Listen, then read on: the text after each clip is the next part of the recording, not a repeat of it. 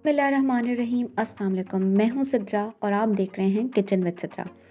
आज हमारे किचन में बनने जा रहा है बहुत ज़बरदस्त किस्म की प्रेशर कुकर के अंदर निहारी। निहारी बनाने के लिए जो चीज़ें हमें चाहिए वो ये हैं। सबसे पहले हमें निहारी बनाने के लिए हमें गोश्त चाहिए होगा। ये बीफ का गोश्त है जो हम 1 किलो ले रहे हैं। सबसे पहले स्टेप में हमने ये करना है कि हमने गोश्त की जो है ना बड़ी बड़ी बोटियां बना लेनी है। हमने जो गोश्त की बोटी है वो काफ़ी बड़ी रखनी है, ठीक है। और हमने ये जो गोश्त लिया वो लिया है रान का गोश्त लिया है। नेक्स्ट स्टेप में क्या करना है कि जब सारी बोटियां बड़ी बड़ी कट जाएंगी देन हम नेक्स्ट स्टेप की तरफ मूव करेंगे।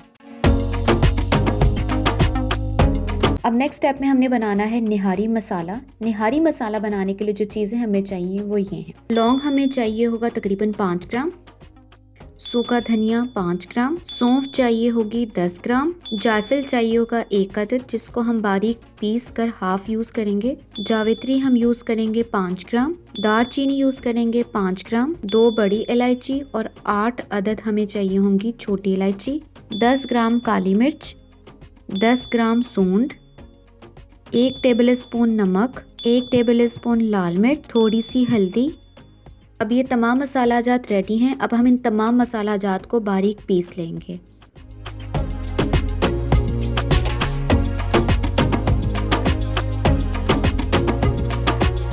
निहारी मसाला अच्छे तरीके से पिस जाएगा देन नेक्स्ट स्टेप में हमने ये करना है कि हमने 3 मीडियम साइज़ के प्याज लेने हैं और प्याज़ों को बारीक बारीक काट लेना है। अब प्याज़ों को बारीक हमने इसलिए काटना है क्योंकि हमने प्याज़ों को ब्राउन करना है और प्याज़ों को ब्राउन करने के लिए हमें इसको बारीक काटना होगा स्लाइसर की मदद से। जब प्याज बारीक कट जाएंगे देन नेक्स्ट स्टेप में हमने ये करना है कि कुकर के अंदर हमने लेना है तकरीबन 2 कप के करीब घी और घी को गर्म कर लेंगे। घी जब अच्छे तरीके से मेल्ट हो जाएगा देन इसके बाद जो प्याज हमने बारीक काटे हुए थे वो हम इसके अंदर डाल देंगे। अब प्याज जो इसके अंदर हम बारीक जो है वो काटे हुए थे वो डालेंगे और तब तक हम इसको भूनते चले जाएंगे जब तक ये ब्राउन ना हो जाए। जब आपके पास प्याज इसके अच्छे तरीके से ब्राउन हो जाएंगे देन इसके बाद हम प्याज़ों को बाहर निकाल लेंगे और उसी घी के अंदर हम इसमें डालेंगे गोश्त, जो गोश्त हमने काटा हुआ था, ठीक है। अब हम गोश्त डालने के बाद हम इसको भूनेंगे और तकरीबन 2 टेबल स्पून के करीब हम इसमें डालेंगे अदरक लहसुन का पेस्ट और अदरक लहसुन का पेस्ट डालने के बाद हम इसको अच्छे तरीके से भून लेंगे।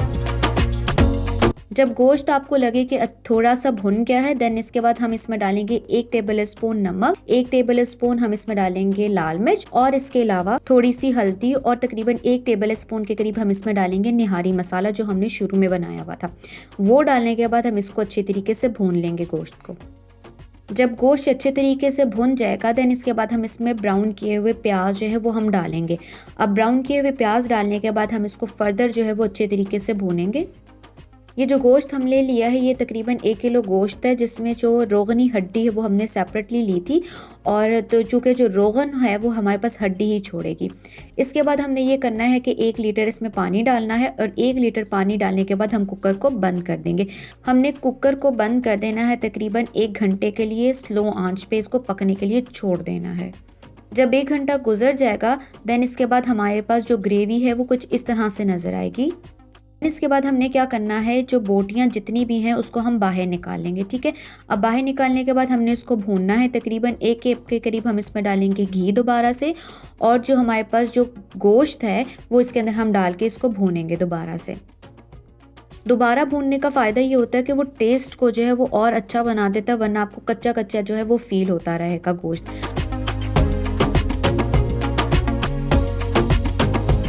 अब क्या करना है कि प्याज और जो हमारे पास जो गोश्त है उसको हम भून लेंगे। अब क्या करना है कि जब ये अच्छे तरीके से भून लेंगे देन इसके बाद हम इसमें फर्दर जो है वो मसाला जात ऐड करेंगे।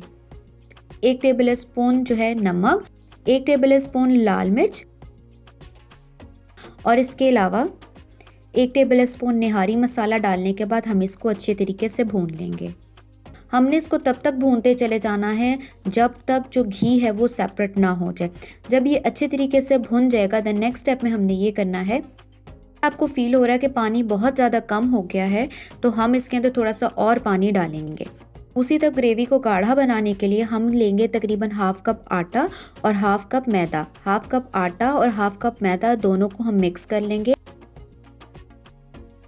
और थोड़ा सा पानी डाल के इसको हम लिक्विड में तब्दील कर देंगे। जब ये थोड़ा सा लिक्विड हो जाएगा देन इसके बाद कुकर में जो पानी उबल रहा है उसके अंदर हम डाल देंगे।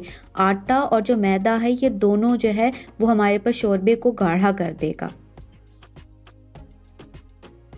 स्लोली स्लोली करके डालना है। जब आप इसके अंदर डाल चुके होंगे मैदा और आटा वाला मिक्सचर देन थोड़ा सा हम पानी लेने के बाद गोश्त के अंदर डालेंगे और गोश्त के अंदर डालने के बाद थोड़ा सा इसको भूनते चले जाएंगे। जब ये भून जाएगा देन इसके बाद रिमेनिंग में जो सारा का सारा शोरबा है वो इसके अंदर हम डाल देंगे और उसको पकने के लिए छोड़ देंगे। एंड इसको भी हम पकने के लिए तकरीबन 40 मिनट का हम टाइम देंगे और स्लो आंच पे तकरीबन 40 मिनट तक ये पकता चला जाएगा। जब ये पक जाएगा तो काफ़ी हद तक जो है वो पानी ख़त्म हो चुका है।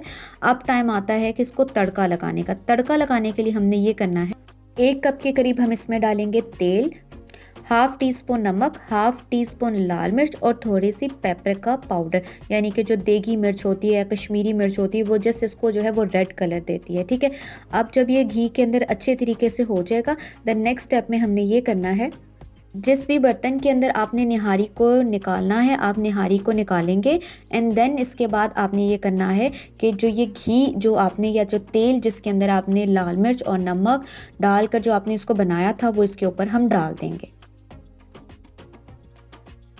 यानी कि जो घी है वो इसके ऊपर से डालेंगे और ये इसको और जो है वो टेम्पटिंग बना देगा, बहुत डिलीशियस बना देगा।